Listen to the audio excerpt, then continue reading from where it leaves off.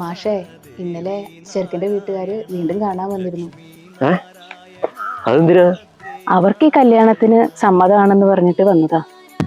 എന്നിട്ട് ടീച്ചർ എന്താ പറഞ്ഞത്?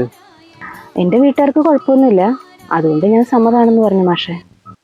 അതെന്തായാലും നന്നായി ടീച്ചറെ. പിന്നെ കാര്യങ്ങളെല്ലാം ശരിയായല്ലോ. എൻ്റെ മനസ്സിലൊരു ആഗ്രഹം ഉണ്ടായിരുന്നു, അത് ഞാൻ ടീച്ചറോട് പറഞ്ഞു. പക്ഷെ എന്നോട് ദേഷ്യമൊന്നും വിചാരിക്കരുത്. എന്തിന്? എനിക്കൊരു ദേഷ്യമില്ല. മാഷിന്റെ മനസ്സിലുള്ള കാര്യം എൻ്റെ അടുത്ത് തുറന്നു പറഞ്ഞു. ഓ, ഇപ്പോഴാണ് ഒരു ആശ്വാസമായത്. ടീച്ചർ എന്നെ കുറിച്ച് എന്ത് വിചാരിച്ച് കാണുന്നു. പിന്നെ ടീച്ചർ എനിക്ക് നല്ലൊരു ട്രീറ്റ് വേണം, നല്ല ഗംഭീര ട്രീറ്റ്. പിന്നെന്താ, മാഷിന് ഗംഭീര ട്രീറ്റ് തന്നെ തരാം. പിന്നെ മാഷ് ഞാനൊരു ഡ്രസ്സ് എടുത്തിട്ടുണ്ട്. ഡ്രസ്സോ? എനിക്കോ? അതെന്താ, ഞാൻ ഡ്രസ്സ് എടുത്ത് തന്നാ മാഷ് ഇടില്ലേ? ഇത് പിടിക്കും മാഷേ.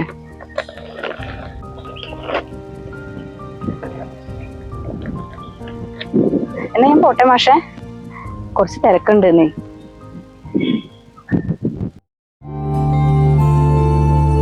എന്നാലും ടീച്ചർ ഇപ്പൊ എന്തിനാണ് എനിക്ക് ഈ ഡ്രസ്സൊക്കെ തന്നത്?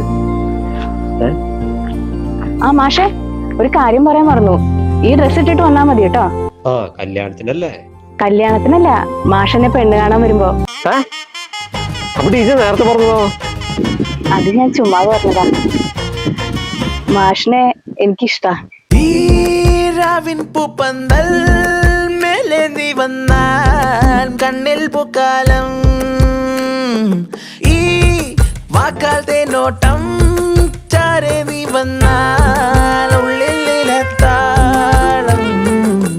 കനവിൻ പാടങ്ങൾ കാറ്റിലാടും നേരത്താരോ കതിരിടും മോഹത്തിൻ പൂത്താലങ്ങൾ മുന്നിൽ നീട്ടി.